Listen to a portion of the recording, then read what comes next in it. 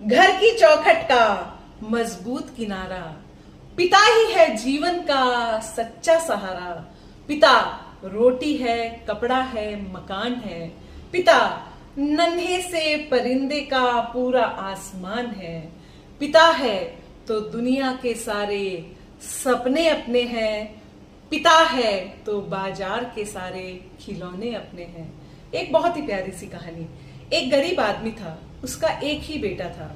उस पिता की ये इच्छा थी कि उसका बेटा बड़ा होके कलेक्टर बने, मगर लोग उस पर हमेशा से ही हंसते थे कि जिस इंसान के पास में पर्याप्त साधन ही नहीं है, वो अपने बच्चे को बहुत अच्छे से पढ़ाई भी नहीं करवा सकता, तो वो अपने बेटे को कलेक्टर कैसे बनाएगा।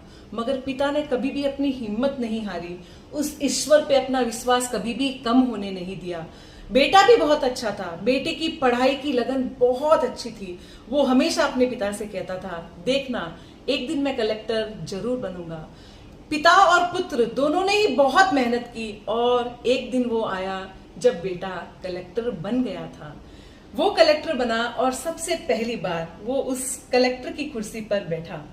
पिता उसके पीछे खड़े थे। पिता ने अपने बेटे के कंधे पर हाथ रख रखा था और पिता ने पूछा अपने बेटे से कि बेटा, इस दुनिया का सबसे शक्तिशाली व्यक्ति कौन है। बेटा थोड़ा सा इमोशनल हुआ और उसने बोला, पिताजी मैं इस दुनिया का सबसे शक्तिशाली इंसान हूँ। पिताजी को थोड़ा अच्छा नहीं लगा, वो थोड़ा सा मुड़े और जाने लगे। वो जैसे ही जाने लगे थे, उन्होंने फिर से एक बार अपने बेटे को पूछा, बेटा अब बताओ इस दुनिया का सबसे शक्तिशाली इंसान कौन है।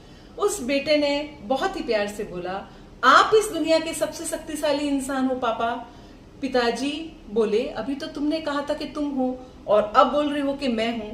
बेटा अपनी कुर्सी से उठा, पिताजी को पास लाया और उस कुर्सी पर बिठाया और अपने पिता से बोला, जिस समय आपने पहली बार मुझसे पूछा था तब आपके हाथ मेरे कंधों पे थे।